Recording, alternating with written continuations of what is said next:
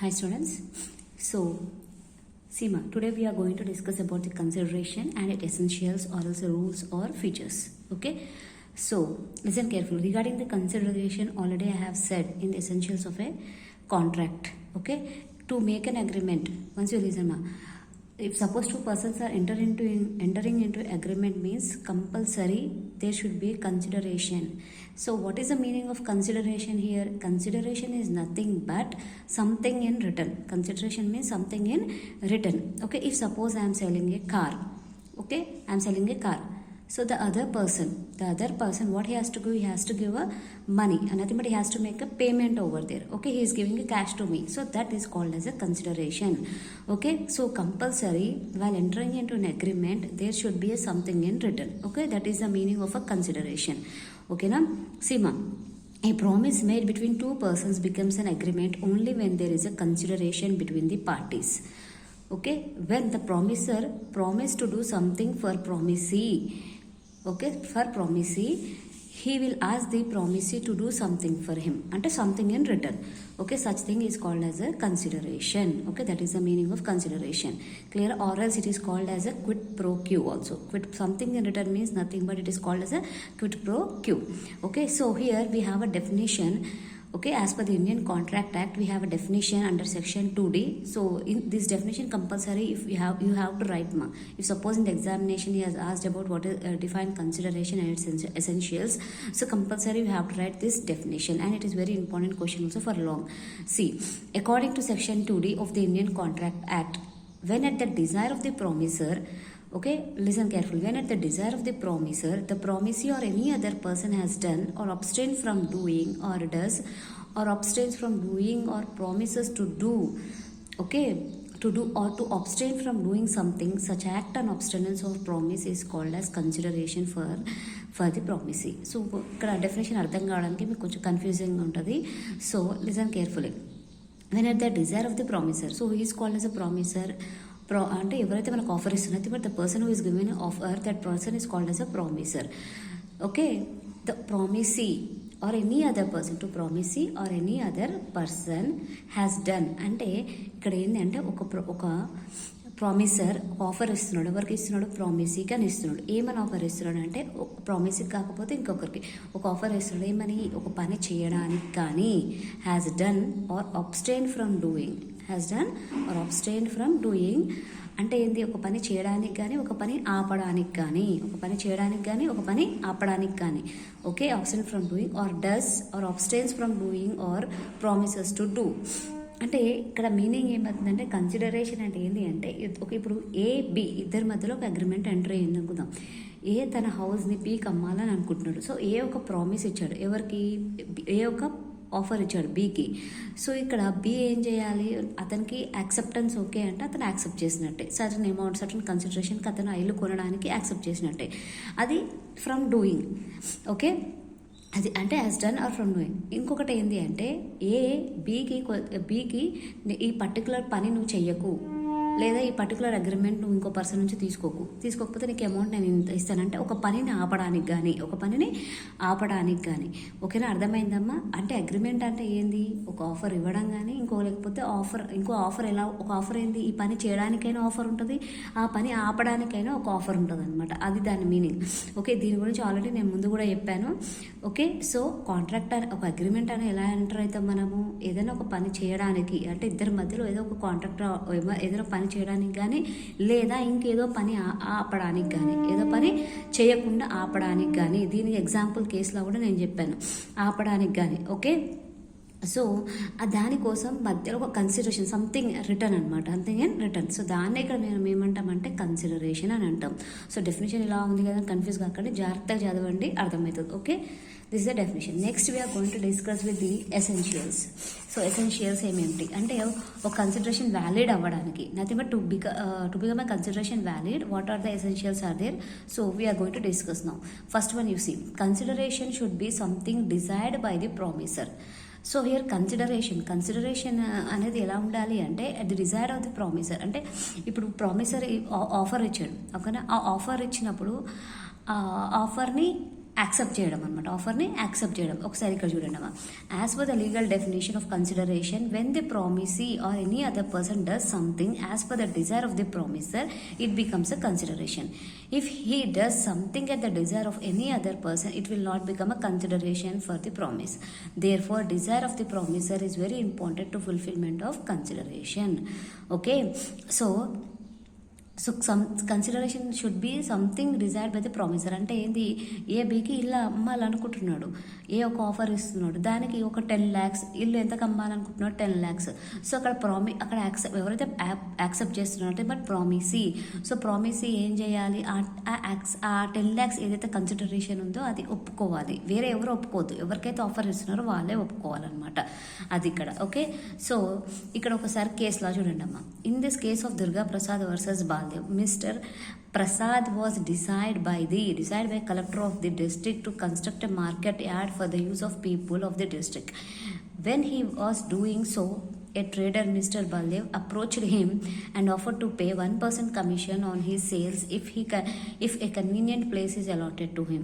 Later, the trader stopped payment of commission, so Mr. Prasad filed a suit. The court of law held that he cannot claim any commission as he has not constructed the market at the desire of the trader. ఓకేనా, so ఇక్కడ case ఒకటి చూడండి అమ్మా. ఇక్కడ mister Prasad was desired by collector of a district to construct a market yard for the use of people, okay, of the district. When he was doing so, అంటే ప్రసాద్ అనే వ్యక్తి collector అన్నమాట. సో అక్కడ అతను ఏం చేస్తున్నాడు, Prasad is nothing but he is a collector over there. So what he had thought me, he has started a constructing market yard. అక్కడ ఉన్న డిస్ట్రిక్ట్లో ఉన్న పీపుల్ కోసము మార్కెట్ యార్డ్ కన్స్ట్రక్ట్ చేశాడు. ఓకే, సో ఇక్కడ ఏమైంది అంటే ఒక ట్రేడర్ అతన్ని అప్రోచ్ అయ్యి నాకు ఒక కన్వీనియంట్ ప్లేస్, ఆ మార్కెట్ యార్డ్లో నాకు ఒక కన్వీనియంట్ ప్లేస్ ప్రొవైడ్ చేస్తే నా సేల్స్ మీద 1% కమిషన్ ఇస్తా అని చెప్పి కలెక్టర్కి చెప్పిండు. సో కలెక్టర్ అలాట్ చేశాడు. ఓకే, తర్వాత కొద్ది రోజుల తర్వాత ఏమైంది, ట్రేడర్ ఏం చేశాడు, ఆ కమిషన్ పే చేయడం ఆపేశాడు. సో కమిషన్ పే చేయడం ఆపేస్తే ఇతను ఎవరు, కలెక్టర్ ఏం చేసి కోర్టుకి వెళ్ళాడు. సో కోర్టుకి వెళ్తే ఆ కమిషన్ ఏమన్నా క్లెయిమ్ చేయడానికి ఉంటుందా, ఉండదు. ఎందుకు, ఆ మార్కెట్ యార్డ్ అనేది ట్రేడర్ కోసం ఒకరి కోసమే కాదు, అందరి కోసం కన్స్ట్రక్ట్ చేశారు కాబట్టి సో కలెక్టర్ ఆ ట్రేడర్ దగ్గర నుంచి ఎలాంటి కమిషన్ తీసుకునే ఛాన్స్ మాత్రం లేదు. ఓకే, అది next. Consideration can give either by the promisee or by any other person. చూడండి, consideration can be given either by promisee or by any other person he has given. See, as per the legal definition, the consideration can be given either by promisee or by some other person on his behalf, though an acceptance cannot be given by a third party. Okay, a person who gives consideration on behalf of the promisee is called a stranger to the contract. Such person cannot enforce the contract. Similarly, the benefit of consideration may be received by the outsider on behalf of the promiser or offerer. Such person is called as a stranger. Even such person cannot enforce the contract. This rule of law is also known as Doctrine of Privity of Contract. Sima. So consideration can be given either by the promisee or by any other person. Nothing but if suppose I have given a contract, nothing but I want to sell my house to certain particular person, or else A want to sell house to B. Okay, actually there is an agreement between A and B. There is an agreement between A and B. Okay, A becomes a promiser and B becomes a promisee. So here what happens means, here a third party even can give the consideration, nothing but on behalf of B. Who has to pay the amount here? B has to pay the amount. So here on behalf of B, a third party can also make a payment, but on behalf of whom? On behalf of B only. So that person is called as a stranger to the contract. Okay, so అర్థమైందమ్మా. ఇప్పుడు ఒక offer ఉంది, ఏ బీకి ఇల్లు అమ్మాలనుకుంటున్నాడు. So B amount pay చేయాలి. So బీకి బదులు C కూడా వెళ్ళి అమౌంట్ పే చేయొచ్చు, కానీ ఎవరి తరఫున? బి తరఫున. అర్థమవుతుందా? అతను అగ్రిమెంట్ పర్సన్ కాదు, కాకపోతే అమౌంట్ ఎవరు? బి నుంచి సి అయినా పే చేయొచ్చు. సో అతన్ని మనం ఇక్కడ ఏమంటాం? స్ట్రేంజర్ టు ఏ కాంట్రాక్ట్ అంటాం. ఏమంటాం అతను మనం? Stranger to a contract, or ఏమంటాం? This rule of law is also known as doctrine of privity of contract. Okay, next, consideration is very essential in every contract. So compulsory to make a contract, okay, to enter an agreement, consideration is necessary. Without consideration, it will not become a valid valid agreement or valid contract. Once you see the point here, consideration is very important feature in every contract. A promise cannot become an agreement without consideration. An agreement cannot become a contract without a lawful consideration. Therefore, a rule is constituted in law as no consideration, no contract. Okay, so without consideration there is no contract. So once you see the case law here, in case of Abdul Aziz versus Mansoor Ali and others, Mr. Mansoor Ali and others promised to contribute certain amount for the repairs and renewals of a mosque. Okay, but they did not pay. Hence, the secretary of the mosque management committee filed a suit. The court of law dismissed the suit as there was no consideration in the promise. So ikkada ఏమైందంటే వినండమ్మా, వీళ్ళు ఎవరైతే ఉన్నారో monsoon Ali and others వాళ్ళు ఏమన్నారంటే ఆ మసీద్ కోసము repairs renewals కోసం సటన్ కొంచెం అమౌంట్ ఇస్తామని చెప్పారనమాట. ఓకేనా, సో కానీ వాళ్ళు ఏం చేస్తే తర్వాత అమౌంట్ పే చేయలేరు. సో ఆ మాస్క్ అంటే మసీద్ ఒక సెక్రటరీ ఏం చేశాడు, వాళ్ళ తరఫున మేనేజ్మెంట్ కమిటీ వాళ్ళ తరఫున ఒక సూట్ ఫైల్ చేశాడు అనమాట వాళ్ళ మీద. సో ఇక్కడ కోర్టు ఏం చేసింది, సూట్ ఫైల్ చేయడానికి వీల్లేదు, because there is a no consideration. వాళ్ళు ఓన్లీ ఏమన్నారు, మేము కొంచెం అమౌంట్ కాంట్రిబ్యూట్ చేస్తాము మసీద్ రిపేర్స్కి అని అన్నారు, అంతే తప్ప వాళ్ళు ఈయనేమని కన్సిడరేషన్ అంటే ఏం చెప్పిన సంథింగ్ ఇన్ రిటర్న్ అని ఉండాలి. సంథింగ్ ఇన్ రిటర్న్ కాదు, వాళ్ళు ఏదో డొనేషన్ ఇస్తామన్నారు. సో అది కన్సిడరేషన్ కాదు అది. Okay, next, consideration may be positive or negative. So why consideration is called as positive or negative means ఏదైనా పని చేయడానికి ఇచ్చే కన్సిడరేషన్ని పాజిటివ్ అంటాం, ఏదో పని ఆపడానికి ఇచ్చే కన్సిడరేషన్ని మనం ఏమంటాం, నెగటివ్ అంటాం. Simple terms, nothing but from doing any work, అంటే for doing any work it is called as a positive. For not doing nothing but for abstaining from doing any other work it is called as a negative consideration. Okay, next, consideration may be present, past or future. So here consideration may be అంటే consideration ఎలా ఉంటుంది అంటే present, past ఉంటుంది, present ఉంటుంది, future ఉంటుంది. So past consideration ఏంది, present consideration ఏంది, future consideration ఏంది అనేది చూద్దాం ఒకసారి. A promisor may agree to do something for the promisee or for a consideration or benefit received from him in the past. So a promise may agree to do something for the promisee for a consideration or benefit received from him in the past. అంటే already ముందే amount pay చేశాడు. ఓకేనా, చూడండి ఇక్కడ, a promisor may agree to do something for the promisee for a consideration or a benefit received from him in the past. ఓకేనా, అంటే ఏంది ఇక్కడ, దీని మీనింగ్ ఏంది, మరి దేని పాస్ట్ కన్సిడరేషన్ అని అంటాం ఇక్కడ. ఓకేనా, ఇక్కడ ఏదైతే మనకి పాస్ట్ కన్సిడరేషన్ అని ఏంటంటాము, ఏదైతే మనకి వర్క్ ముందే అయిపోతుందో, అవునా, అంటే ముందే మాట్లాడుకుంటామంటే ఈ పని కంప్లీట్ చేసిన తర్వాత, అంటే ముందే అమౌంట్ ఇచ్చి వర్క్ కంప్లీట్ చేసేసేయాలి. దీన్నే మనం ఏమంటాం, పాస్ట్ అంటే నువ్వు నాకు సడన్ వర్క్ చేయాలి, సడన్ వర్క్స్ చేయడానికి నీకు ఇంత అమౌంట్ ఇస్తున్నాను. ఓకేనా, సో ఈ టైం లోపల ఈ వర్క్ నాకు కంప్లీట్ చేయాలి, పాస్ట్ కన్సిడరేషన్ అంటాం. Okay, next, when the promisor agrees to do something for the promisee for which promisee also agrees to do something simultaneously, it is called present consideration. అంటే ఇమీడియట్గా ఇప్పుడే నేనేమంటాను, ఇప్పుడు నేను కార్ సేల్ చేస్తాను లేదా car sale చేస్తాను ఇమీడియట్గా అనమాట, ఇప్పుడే ప్రజెంట్ అనమాట, కార్ సేల్ చేస్తాను, నాకు ఇంత అమౌంట్ పే చేసేసి. సో దాన్ని ఏమంటాం మనం, ప్రజెంట్ కన్సిడరేషన్ అని అంటాం. అంటే అప్పుడే అనుకున్న అప్పుడే చేయడం అనమాట. Next, when promisee agrees to do something for the promisee in future it is called future consideration. అంటే అర్థమైంది ఇక్కడ, ఫ్యూచర్లో చేస్తామన్నమాట. అంటే ఇప్పుడే మాట్లాడుకున్నాము, కానీ ఆ కన్సిడరేషన్ అమౌంట్ ఎప్పుడు వస్తుంది మనకి, ఫ్యూచర్ తర్వాత వస్తుంది. ఇప్పుడే అగ్రిమెంట్ చేసుకున్నాం కానీ అమౌంట్ అనేది తర్వాత వస్తుంది, దాన్నే మనం ఏమంటాం, ఫ్యూచర్ కన్సిడరేషన్ అని అంటాం. Okay, next, consideration may be in any form.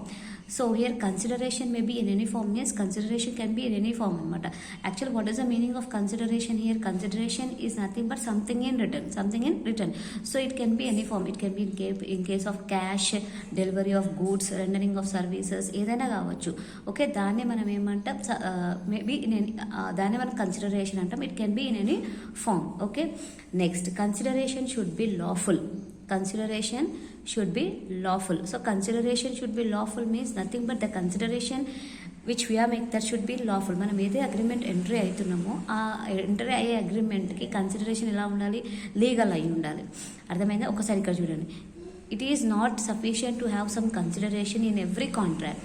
it should be lawful, a consideration which is not forbidden by law, or which does not defeat the rules of any law, or which is fraudulent, or which does not involve the injury to a person or a property is called or his property is called a lawful consideration. అంటే ఈ consideration ఎలా ఉండాలి, something ఎలా ఉండాలి అని అంటే, ఇప్పుడు చిన్న ఎగ్జాంపుల్ చెప్తానమ్మా. నేను ఒక పర్టికులర్ పర్సన్ వెళ్ళి కొట్టమని చెప్తాను, కొడితే నేను నీకు 1000 రూపీస్ ఇస్తాను అని చెప్తాను. సో అలా ఉండకూడదు, అర్థమవుతుందా? అంటే ఇంకొకరి హర్ట్ చేసినట్టు ఉండొద్దు, ఫ్రాడ్ విషయాలలో ఉండొద్దు, అలాంటి విషయాల్లో కన్సిడరేషన్ ఉండకూడదు. అర్థమైనా? కన్సిడరేషన్ అలా ఎలా ఉండాలి అంటే it should be lawful. Okay, consideration need not be adequate. Consideration need not be adequate means consideration అనేది ఎలా ఉండాలి, యాక్చువల్గా మనం కన్సిడరేషన్ అనేది ఎలా ఉండాలంటే దాని వర్త్ ఉండాలంటాం. నేను ఇప్పుడు సపోజ్ బైక్ అమ్మాలని అనుకుంటున్నాను. In case of I want to sell the bike, as per that the bike worth value should be there. అర్థమవుతుందా? అలా అని మనం అనుకుంటాం. కానీ ఇక్కడ కన్సిడరేషన్ ఏంటి అంటే it should may not be adequate. అంటే కొంచెం ఎక్కువ కావచ్చు, కొంచెం తక్కువ కావచ్చు. ట్రాన్స్ఫర్ ఆఫ్ ప్రాపర్టీస్ ఉంటాయి కదమ్మా, అంటే ఇక్కడ మేబీ ఈక్వల్ ఆర్ అన్ఈక్వల్. అంటే ఒక్కొక్కసారి ఏమవుతుంది అంటే కొంచెం తక్కువకే అమ్మాల్సి వస్తుంది, కొంచెం తక్కువకే అమ్మాల్సి వస్తుంది అనమాట. అంటే అనుకున్న వాల్యూ కన్నా తక్కువకే అమ్మాల్సి వస్తుంది. సో కన్సిడరేషన్ అనేది ఫిక్స్ ఏమీ ఉండదు. యాజ్ పర్ సిచ్యువేషన్స్ అది ఏమవుతుంటుంది, చేంజ్ అవుతుంటుంది అనమాట. So did not be adequate అంటే మీనింగ్ అది. అంటే ఇప్పుడు మనం నార్మల్గా బైక్ మనం కాస్ట్ 50,000 అమ్మితే దాని వర్త్ దానికి కరెక్ట్ అనుకుంటాం. కానీ అనుకోని సిచ్యువేషన్స్లో దాన్ని నేను 30,000 కూడా అమ్మొచ్చు. అర్థమవుతుందా? సో కన్సిడరేషన్ ఫిక్స్డ్గా 50 ఉండాలనే రూల్ మాత్రం లేదు. Okay, next, consideration should be real and having some value in the eyes of law. So it should be real అంటే ఇప్పుడు నేను అన్నాను ఒక మాట, మీకు 50,000 30,000కి నేను ఇవ్వాలనుకుంటున్నాను. ఓకే, సంథింగ్ అది ఓకే, కానీ అసలు ఏమీ లేకుండా, అర్థమవుతుంది? ఇక్కడ చూడండి, with a view to prevent the misuse of rule of inadequacy of consideration, a new rule is passed by the government that consideration should be real and believable by the court of law. The agreement can be declared as void if consideration is not having any value in the eyes of law. ఇప్పుడు నేను ఒక మాట చెప్తున్నాను mummy, 50,000ని నేను 30,000కి అమ్మాలనుకున్నాను అంటే okay, అది నా issue. అదే నేను టోటల్ 5,000కి అమ్ముతా అంటే అది వాయిడ్ కదా. అంటే ఇన్అడిక్వెసీకి కంట్రోల్ చేయడానికి కోసం గవర్నమెంట్ ఇంకొక లా పాస్ చేసింది. ఏంది, ఇట్ షుడ్ కన్సిడరేషన్ అనేది కొంచెం ఎలా ఉండాలి అంటే should be real. It should be real. అంటే పూర 50,000 బైక్ని నేను 5,000కే ఇస్తా అంటే అది కాని పని. అది ఏమవుతుంది, వాయిడ్ అయిపోతుంది. ఓకే, సో ఇక్కడ ఒక కేసుని చూడండి. In case of Mohammed Usman and Subrahmanyam, a person mister Subrahmanyam agreed to pay certain amount to a religious preacher. Mohammed Usman, if he praised God for success of his business of his friend, but he did not pay the amount. So a suit was filed by the religious preacher. The court of law held that the consideration was imaginary but not real. So the suit cannot be maintained. Okay, so ఇక్కడ ఏమైంది అంటే mister Subrahmanyam agreed to pay certain amount to A religious preacher. ఓకేనా, so అతను ఏం చేశాడంటే religious preacher కోసము amount అంటే ఏంది, అతని ఫ్రెండ్ బిజినెస్ సక్సెస్ కావాలి, దానికోసం మొక్కుకో, నీ మొక్కుని నేను అమౌంట్ ఇస్తా అని చెప్పాడు అనమాట. కానీ అతని తర్వాత అమౌంట్ పే చేయకపోతే ఆ రిలీజియస్ ప్రీచర్ ఏం చేశాడు, కోర్టుకి వెళ్ళి కేసు ఫైల్ చేశాడు.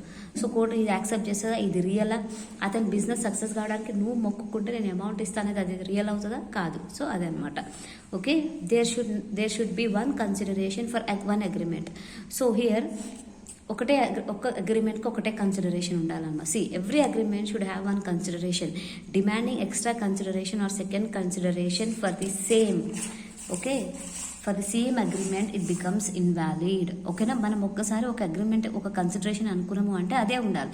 సో దానికి మళ్ళీ మార్చడానికి వీలు లేదనమాట. Similarly one agreement should be based on one consideration. 2 or more agreements cannot be based on single consideration. Okay, so see here, in the case of Ramachandran Chittamani versus Kalraju, an advocate agreed to complete in case of her consideration for 1,000 rupees. Later he demand extra consideration for obtaining the judgment in short period for which the client agreed, but court of law held that the second consideration cannot be claimed. So ikkada చూడండి, an advocate he has agreed to complete అంటే ఆ case complete చేయడానికి 1,000 rupees consideration తీసుకుంటా అన్నాడు. Case ఏదైతే case వాళ్ళు ఏదైతే వాదిస్తున్నాడో అతని తరఫున 1000 రూపీస్ తీసుకున్నాడు. కానీ లేటర్ అని ఏమంటున్నాడు, నీ జడ్జిమెంట్ తొందర రావాలి అని అంటే నాకు ఇంకొక ఎక్స్ట్రా అమౌంట్ ఇవ్వని అంటున్నాడు అనమాట అడ్వకేట్. సో యాక్చువల్గా వాళ్ళు తీసుకున్న కన్సిడరేషన్ ఏంది 1000 రూపీస్. కానీ తర్వాత ఇతని మధ్యలో ఏమంటున్నాడు అడ్వకేట్, తొందరగా జడ్జిమెంట్ రావాలి అంటే నాకు ఇంకొంచెం అమౌంట్ పే చేయాలి అని అంటున్నాడు. తను కోర్టు ఏమన్నది అట్లా క్లయింట్ దగ్గర నుంచి అలా తీసుకోవడానికి వీల్లేదు, సెకండ్ కన్సిడరేషన్ అనేది ఉండొద్దు. ఓకేనా. So regarding consideration and its essentials, totally how many essentials we have, ma? 10 essentials we have. What is the first one? Consideration should be something desired of the promisor. Consideration can be either by the promisee or by any other person. Consideration is very essential in every contract. Consideration may be positive or negative. Okay. Consideration may be past, present or future. Consideration may be in any form. Consideration should be lawful. Consideration need not be adequate. Consideration should be real and having some value in eyes of law. There should be one consideration for one agreement. Okay, so these are the 10 essentials and very important. Okay na.